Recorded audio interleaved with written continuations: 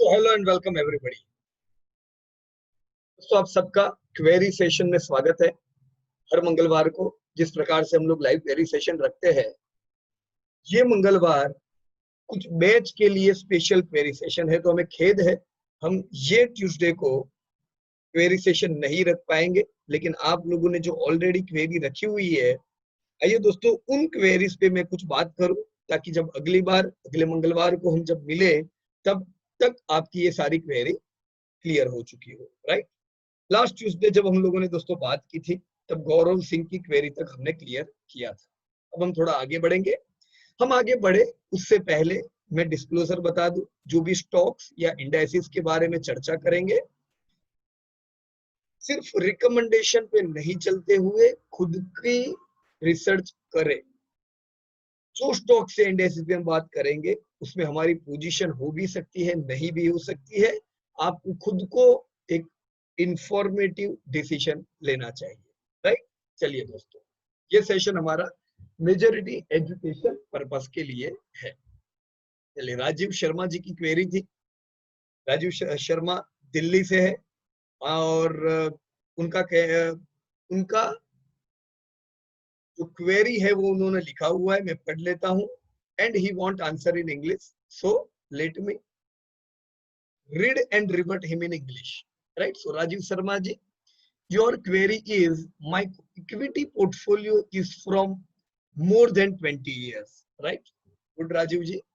I was also huge loss in options. Okay, starting I had more than 90 stock in a small quantity, but by reducing I have 25 to 32 stock now. Overall, I lost every year. In current portfolio, I lost more than 60 years.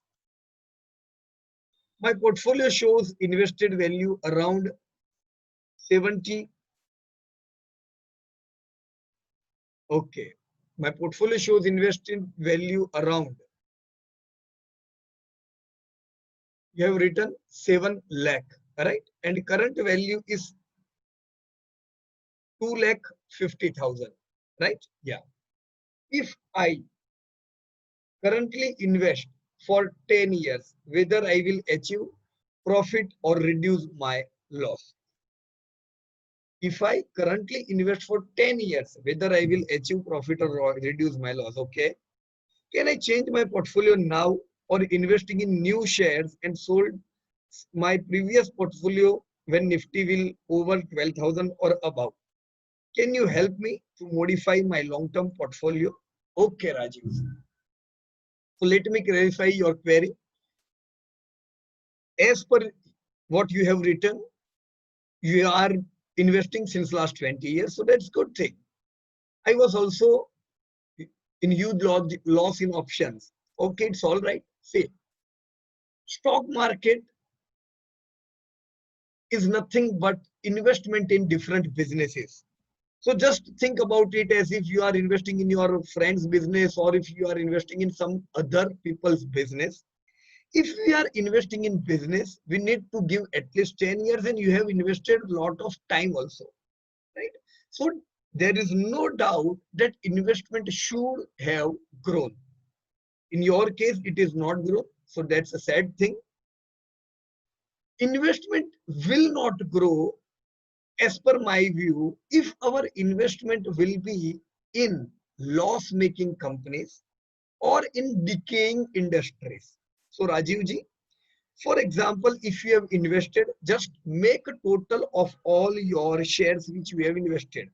For example, as you have written that you are currently holding 25 to 30 stocks. What you do, first thing, just make a list of this 25 to 30 stock and write down their industries beside this stock. So first, come to the conclusion that your investment is in growing industry or is it in decaying industry. I don't know what is your portfolio, but looking to your portfolio, it seems that your portfolio may be in majority of decaying industries. For example, government related industries, companies, right? Energy industries, telecom industries. So what have happened during last 20 years, that this industry have not grown, and that is the reason majority of companies have not were not able to grow their profits, right? So Rajivji, my first request to you was to write down. See, let me do it here. What you should do, write down your company's name, write down your weightage, how much weightage you are having in any particular company, then write down industry. See, why industry is important? Because we want to know that if my investment, for example, is in these 1 to 10 companies, whether these 10 companies are growing or not growing, right? If industries are decaying, their businesses are not growing, then there will be highly chances your companies would be not making profits, right, sir? So request to create a list of your industry. Then when you create this list, just see what would have happened during last 15-20 years. You may have booked profit in profit making companies, and you are not selling your loss making companies, right? This is the opposite strategy. No need to disturb your investment in these growing industries, right? If your stocks are in growing industries, let them grow, because I have seen that growing industries are growing for 5 years, 10 years, 15 years, even 50 years. Some industry are continuously growing. No need to disturb those industries. And wherever you are stuck in decaying industries, what we can do, you can slowly decrease the weightage from these decaying industries and transfer your money from decaying to growing industries, right? Then after doing this exercise, just write down what is the earnings of your company, that is EPS, right? The profit is company's total earning, EPS is your part earning. So what you need to do, just write down the EPS of your companies and then make the total of whole EPS. I have seen majority of portfolios, and I have seen that majority of these companies are making losses, and that is the reason our portfolio is not growing, right? If your EPS is positive, it means at least your investment are positive and you are gaining positive cash flow from your investment. If your total is negative, it means that your portfolio is not giving you positive cash flow, but it is giving you negative cash flow. That is a high risk thing. Our earnings should not be negative, right? Our earnings should generate at least how much, Rajivji? At least 12 to 15% earnings. Why? Because if your earnings are not growing by 7%, then it was better to invest the same amount in FD. We need at least more than FD, right? Our benchmark is FD. Okay. So just do the list, this type of list, make the total, and during last Tuesday, next session, tell me what is your total earning? Is it positive or negative? If it is negative, then let us convert into positive cash flow, right? And the last exercise which you are supposed to do is to check the growth, that your earning growth is increasing every year or decreasing every year, right? If your EPS since last 5 years have grown by 7%, it means that your investment is growing by 7%, right? What we need? We need that our earnings should grow by 12 to 15 years percent. It doesn't mean your portfolio will grow 12 to 15% every year. No. See, this year your portfolio is supposed to fall. It's all right and it's normal, right? But we have to see at least 5-year data. So first thing was check your investment is in growing or decaying industry. Second thing, check your cash flow is positive or not. Third thing, check your cash flow is growing or not growing. Right, Rajivji? Hope I was able to convey the little message. Now, you have written that you are doing in options. It's all right. See, options, intradays, and there are several things which are made for short-term profits. Anything which we plan to make profit in next 10 years, 5 years, 2 years is a trading. Don't do trading in your this portfolio. You should have your separate account for trading, right? Allot an amount for trading and then calculate that whether you are making profit or loss in trading, so that 10 years from now you can say that my portfolio which was 2.5 lakh is again 10 lakh today, 15 lakh, 20 lakh today. You should say that your portfolio of 10 lakh is giving you 15,000 every year, right? Don't calculate your portfolio only by value. Your portfolio should be calculated by your yield. How much yield I got out of my investment this year, right? Right, sir? Hope your query has been addressed. Let me move to further. Vijay Chaudhary ji. Vijay bhai, Hindi mein, how to determine EPS of Nifty?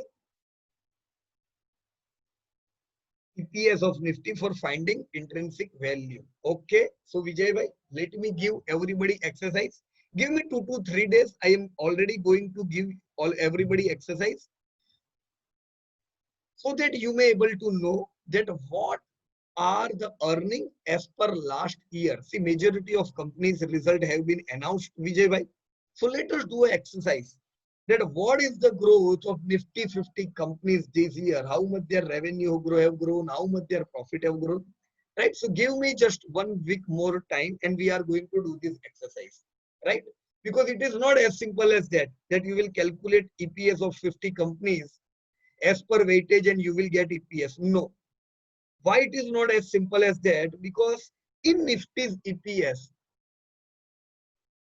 dividend yield is also accumulated. Every year dividend earnings are counted in this Nifty's price, right?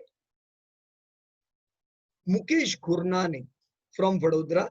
I am holding PVR and Wonderla. Okay, let me come here. I am holding PVR and Wonderla. Okay, both are good stock. No need to worry, Mukesh bhai. Both have corrected by more than 50%. Well, below intrinsic value, what should I do? Buy and average or sell and wait for buying at lower levels, right? Okay, Mukesh bhai, PVR Wonderla दोनों बढ़िया company है, कोई घबराने की जरूरत नहीं है. देखो, पीवीआर और वंडरला दोनों कोरोना से अफेक्टेड सेक्टर है, तो ये साल तो इनका खराब ही जाएगा. हम ये नहीं कह सकते कि आपने इसको इंट्रिंसिक वैल्यू के नीचे लिया है. नहीं, आप कैसे कह सकते हो कि इनका इंट्रिंसिक वैल्यू ये है जबकि आपको पता ही नहीं है कि इस साल धंधा कितना होने वाला है, राइट? देखो, इंट्रिंसिक वैल्यू काउंट करने के लिए आपको इस साल के प्रॉफिट का अनुमान लगाना पड़ता है, इस साल की अर्निंग का अनुमान लगाना पड़ता है. अब आपने अगर इस साल की रियल अर्निंग डाली हो तो मेरे हिसाब से आपको कम से कम 30%, 30% रेवेन्यू का डीग्रोथ गिनना चाहिए. कम से कम प्रॉफिट इनके 50 to 70% गिरने चाहिए. ये वैल्यूएशंस के साथ इनकी अर्निंग निकालो और फिर देखो कि वंडरला का रियल इंट्रिंसिक वैल्यू क्या है, पीवीआर का रियल इंट्रिंसिक वैल्यू क्या है. क्योंकि लॉकडाउन खुलने के बाद भी लोग इतना जल्दी यहाँ नहीं जाने वाले. लेकिन फिर भी मुझे एक और चीज कहने दो, एक साल जाने दो मुकेश भाई. यही लोग जो आज घबराए हुए बैठे हैं, और सही बात है, आज हमें नहीं ही निकलना चाहिए, राइट? हमें घबराहट होनी चाहिए इस चीज से, क्योंकि हम निकलेंगे, हम घूमने जाएंगे और कोरोना फैलेगा. तो एक साल लोगों का वाइज डिसीजन है कि भाई वो नहीं जाना चाहते कोई जगह घूमने के लिए, तो दैट इज वाइज डिसीजन. इस इफेक्ट को 6 महीने निकलेंगे कोरोना को धीमे धीमे जाते हुए, अभी इतना जल्दी तो जाने वाला नहीं है, राइट? तो 6 महीने बाद हम देखेंगे अगेन, जैसे लोग इस कोरोना से बाहर निकलते हैं 6 महीने बाद, तब जाके ये सारे पार्क्स और पीवीआर्स में वापस पहले जैसी भीड़ होगी. लेकिन मेरे हिसाब से गवर्नमेंट रिस्ट्रिक्ट करेगी इन चीजों को, और इतना आसान नहीं होगा इन कंपनियों को वापस वो टर्नओवर पे तुरंत 1-2 साल में आने के लिए, राइट? रिस्ट्रिक्शंस होंगे कि भाई दो चेयर्स के बीच में जगह हो, अगर वंडरला जा रहे हो तो भी इतने से ज्यादा आप नहीं जा सकते हो, कई रिस्ट्रिक्शंस के साथ खुलेंगे लॉकडाउन इन लोगों के लिए। आशा मत रखो 1-2 साल इन कंपनी से कुछ भी, लेकिन मैं अगर 2030 देखूं तो इंडिया जबरदस्त कमा रहा होगा। एवरेज इंडियन यही वंडरला में धूम मचाएंगे। यही वंडरला जो आज इनके जो पार्क है, आज अगर इनके 3 पार्क है, ये आने वाले 2030 में मैं आशा रखूंगा कि और नए 5-6 पार्क हम लोग देखेंगे। तो ग्रोथ तो होना है, पर ये 2 साल भयंकर खराबी रहेगी। आप चाहो तो ये 2 साल को एक्यूमुलेशन का एक मौका मान सकते हो, पर आशा रखोगे तो निराश हो जाओगे। 2 साल कोई आशा मत रखो, राइट। मैंने खुद ने प्लान किया है कि ये 2 साल जो मुझे मौका मिला है, मैं पीवीआर तो नहीं, चलो वंडरला जरूर एक्यूमुलेट करने वाला हूँ, right. Mukesh ji, okay. Vinod Passi from Jalandhar. Vinod ji, good morning. Hindi और इंग्लिश, ओके, मिक्स करेंगे विनोद भाई, बराबर है। Sir, during its IPO, you have recommended HAL, BEL, and some other companies as good buy growth stocks. But most of them are trading at 50-60% discount with decent PE. HAL, etc., cannot show sales every quarter or year, but due to its nature of business, should we buy them or now? You are right, Vinod ji. इनके IPO के समय भी हमने बताया था कि yes, HAL, BEL ये अच्छी कंपनियां हैं और आने वाले समय में इनमें अच्छा ग्रोथ होना चाहिए। एक चीज विनोद जी ध्यान रखें कि ये इमर्जिंग या ग्रोइंग इंडस्ट्री नहीं है। ये डिपार्टमेंट स्टोर, रेस्टोरेंट, लेजियर, इन सब की तरफ 15-20% ग्रोथ से नहीं बढ़ने वाली है, राइट। ये क्वालिटी कंपनियां हैं, पर इनकी जो इंडस्ट्री है ये हाई ग्रोथ नहीं है, बराबर है। तो लिमिटेड इन्वेस्टमेंट रखें। अभी ये कंपनियां 50 से 60% ग्रोथ पे है, यू आर ऑलरेडी राइट, और लोअर पीई पे है।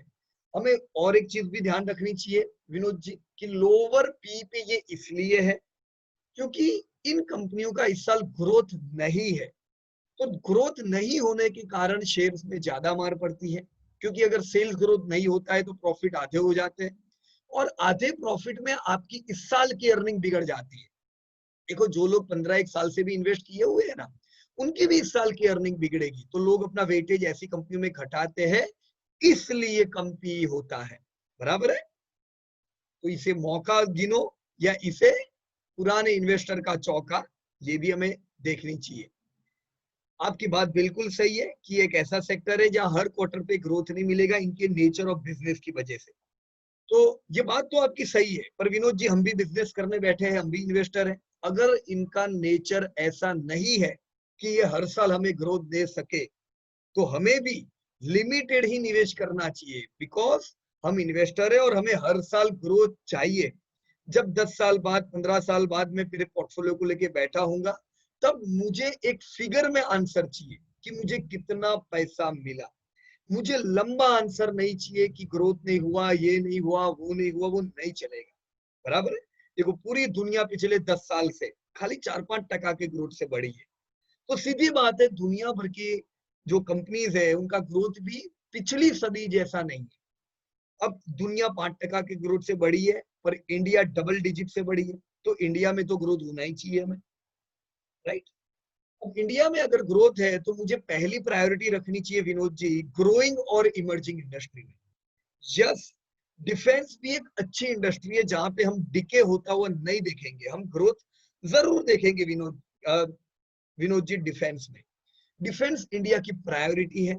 इंडिया जैसे जैसे आगे बढ़ेगी, हमने चाणक्य के समय से देखा है, अर्थशास्त्र ये कहता है कि कोई भी कंट्री अगर बढ़ती है तो उसका डिफेंस भी पावरफुल होना चाहिए। और इसी के साथ इंडिया भी ऑप्टिमिस्टिक है अपने डिफेंस को पावरफुल बनाने में, क्योंकि कोई भी कंट्री जिसकी इकोनॉमी स्ट्रांग होती है, अगर उसका डिफेंस स्ट्रांग ना हो तो कुछ भी खराबी हो सकती है कंट्री में, जो इकोनॉमी को तोड़ सकती है। तो भारत हाईली ऑप्टिमिस्टिक है डिफेंस पे, और हमने डिफेंस पे हमारे बजट को बढ़ते हुए भी देखा है पिछले इतने सालों में। यस, यहाँ पे दो राय हो सकती है कि प्राइवेटाइजेशन भी बढ़ रहा है, क्योंकि हमें हाई क्वालिटी डिफेंस चाहिए, तो प्राइवेटाइजेशन भी होगा।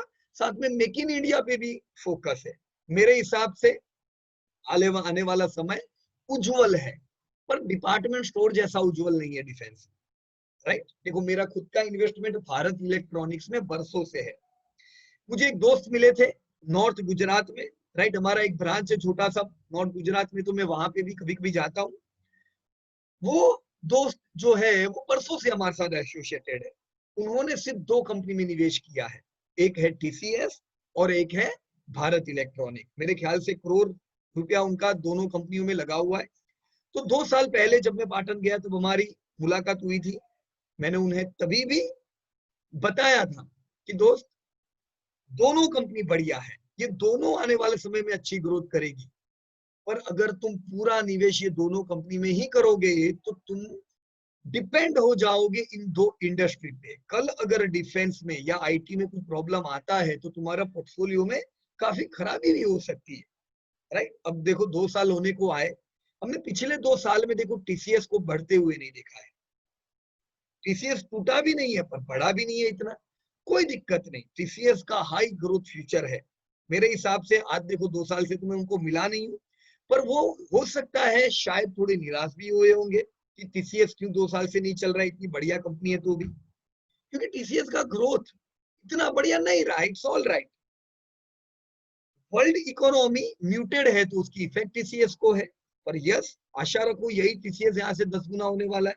लेकिन अगर उन्होंने 1-2 करोड़ का उनका इन्वेस्टमेंट था, 1 करोड़ की टीसीएस लिए हुए थे, तो देखो 2 साल तो वहीं गए।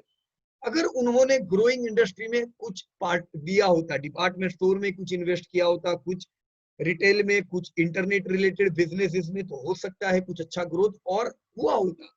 राइट, उनका आधा पैसा भारत इलेक्ट्रॉनिक में लगा था। सोचो, करोड़ रुपया भारत इलेक्ट्रॉनिक में, और 2 साल में भारत इलेक्ट्रॉनिक का, मुझे चार्ट देखने दो,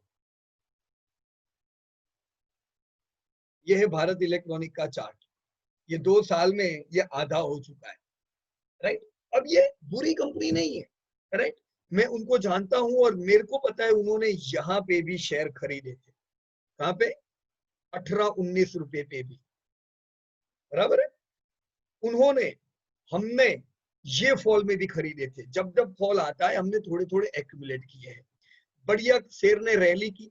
राइट, 70 पे भी कुछ बाइंग था, यही शेयर 200 गया और देखो आज वापस अपने 5 साल पुराने भाव पे आ चुका है 70 रुपीज पे। इसका मतलब अगेन ऐसा नहीं कि बीईएल बुरा है। बीईएल, भारत इलेक्ट्रॉनिक्स, ये उनके रिजल्ट देखिए। ये एक ऐसी कंपनी है जिसने पिछले 20 साल में कभी भी लॉस नहीं किया है। तो इतना एकदम हाई क्लियर है कि मेरे वो दोस्त हो या मैं हूं, हमने कंसिस्टेंट ये कंपनी से अर्निंग पाई है। कंपनी ने पिछले 2 दशक से 25% का डिविडेंड हर साल डिस्ट्रीब्यूट किया है। अगर किसी ने लाख लगाया होता, 3 लाख रुपया अब तक उनको डिविडेंड से बाहर आ चुका है। उनका पैसा लगाया हुआ सब बाहर है। प्राइस वाइज देखे तो 5 साल पुराना भाव। राइट, क्योंकि कंपनी का ग्रोथ एवरेज ग्रोथ है, हाई ग्रोथ नहीं है, बराबर है। डेट फ्री कंपनी है, इसीलिए आपको कंसिस्टेंट प्रॉफिट हुआ है। बुरे समय में भी ये कंपनी ने कभी भी लॉस नहीं किया है। राइट, इनके अच्छे मार्जिन है, तो high quality company but with low growth. ये साल देखो, ये इस साल के रिजल्ट है। इस साल के एनुअल रिजल्ट अनाउंस नहीं हुए, पर हम ये देख के ही बता सकते हैं कि इस साल कंपनी का धंधा घट के आने वाला है। कंपनी के प्रॉफिट आधे आएंगे। तो ऐसे समय पे आपका कोई डाउट नहीं कि आपका शेयर गिरना चाहिए। हम Q1 से ही यही चीज कह रहे विनोद जी। तो क्या करें, हमें वेटेज घटाना था। अब वेटेज घटाने में 2 रोज देर हो चुकी है, अगर शेयर आधा हो चुका है तो। अब क्या करें, कोई घबराने की जरूरत नहीं, बराबर है। अगर आपके पास 1-8% का वेटेज है, आप थोड़ा इसमें बढ़ा के 2% ले जा सकते हो। 70 रुपीज का प्राइस एक अच्छा प्राइस है इस शेयर को लेने के लिए। ये जो भाव है ये अच्छा भाव है। यहाँ से मैं आने वाले 2 साल में 150 रुपए तक की रिकवरी एक्सपेक्ट करूंगा। आप 150 पे वेटेज घटा दो। देखो डिफेंस एक ऐसा सेक्टर है जहाँ पे 1% वेटेज सही है, पर आप यहाँ पे 10-15 वेटेज या मेरे दोस्त की तरफ 50% वेटेज दोगे तो वो अच्छी बात नहीं है, बराबर है। अब देखो ये शेयर इतना घटा है, अब वो मेरे दोस्त ने ऑलरेडी 50% रुपया डाला हुआ है, अब वो वेटेज बढ़ा भी नहीं पाएंगे जब उन्हें मौका मिला वेटेज बढ़ाने का। राइट फ्रेंड्स, इसीलिए वेटेज सोच के लगाओ। राइट विनोद जी? ओके, आशीष प्रजापति आपका क्वेरी है, ये लास्ट क्वेरी हम आज का ले रहे हैं। What on our WhatsApp group you suggest to book 10 to 15% profit in Titan, Ultratech, Voltas, and so many companies? If we investing for 2030, then what should we do ahead in this situation? Because we are planning for long term all through, though we need to book some profit at your suggested level. Ashish ji बिल्कुल नहीं। अगर आपको लगता है कि आप long term investor हो, अगर आप एसआईपी करते जा रहे हो, अगर आप हर महीना इन्वेस्ट कर रहे हो, तो करते जाओ, कोई जरूर नहीं है, चलेगा। राइट, मैं प्रॉफिट बुकिंग इसलिए कहता हूं कभी कभी, क्योंकि एक ऐसी जगह आती है जहां पे आपकी यील्ड घट जाती है, तो वहां आने के बाद आपका शेयर कुछ समय तक बहुत बढ़ेगा नहीं, और हो सकता है 1-8 साल एक रेंज में घूमे। देखो, ये जो भारत इलेक्ट्रॉनिक है ना, ये भी बढ़िया कंपनी है। अब मुझे ये मेरे दोस्त अहमदाबाद की मीटिंग में स्पेशल नॉर्थ गुजरात से मिलने आए थे, और उन्होंने अहमदाबाद मुझे यही सवाल किया था जब ये शेयर 200 रुपए था, कि पीयूष भाई मेरे तो अभी 10 साल रिटायरमेंट के बाकी है, मैं अभी भी थोड़े थोड़े करके इकट्ठा करना चाहता हूँ।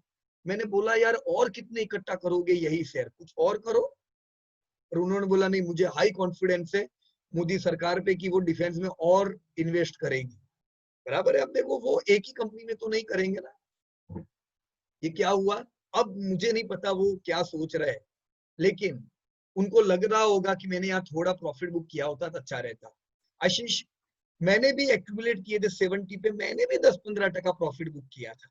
राइट, अब यही पैसे मुझे काम लगेंगे। ऐसा तो नहीं है कि मैं भी बहुत करोड़पति हूँ, मेरे पास भी करोड़ों रुपया है और मैं कितना भी रुपया निवेश करूंगा, नहीं, मेरे पास एक लिमिटेड फंड है, मैं भी एक मिडिल क्लास का व्यक्ति हूँ, तो मुझे मेरे फंड को प्रॉपरली यूटिलाइज करना पड़ेगा। हर महीना जो हम कमाते हैं थोड़ा थोड़ा करके डालेंगे, रिकवरी में नहीं बेचेंगे, पर कुछ 5-10% प्रॉफिट बुक कर सकते हैं, ताकि यील्ड यहाँ पे शेयर की कम हो जाती है, जैसे टूटेगा तो यील्ड बढ़ेगी, कई बड़े इन्वेस्टर आएंगे कम भाव पे ज्यादा यील्ड पाने के लिए, तब हम भी तो ले सकेंगे। आशीष, कुछ प्रॉफिट बुक करो, ज्यादा बेचने की जरूर नहीं है। बराबर है, अच्छे शेयर्स टाइटन वगैरह इकट्ठा करते जाओ। बराबर है, ओके। चलिए, कुछ क्वेरी हमने ली, मैं आशीष प्रजापति पे यहाँ पे ये टैप कर देता हूँ, और नेक्स्ट ट्यूसडे हम ये कुछ क्वेरी लेंगे, और बाकी जो भी क्वेरी आपने लिखी होगी ये क्वेरी को भी हम ध्यान देंगे। राइट फ्रेंड्स, एक्सट्रीमली सॉरी, आज मंगलवार, आज ये क्वेरी सेशन सिर्फ अप्रैल की बैच के लिए है, ये सारे लोगों के लिए नहीं कर पाएंगे। Thank you so much. जय हिंद टू एवरीबॉडी।